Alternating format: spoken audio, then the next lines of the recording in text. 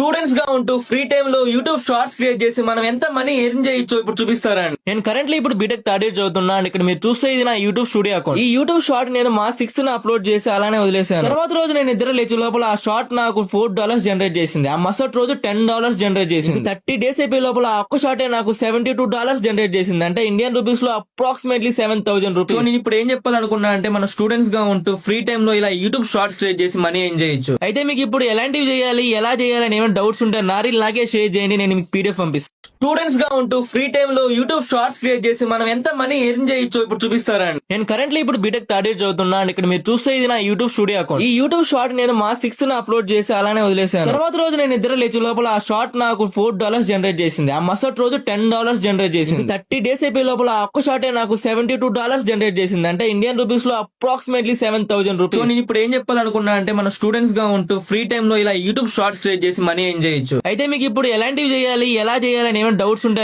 నాకే షేర్ చేయండి, నేను మీకు పీడిఎఫ్ పంపిస్తాను.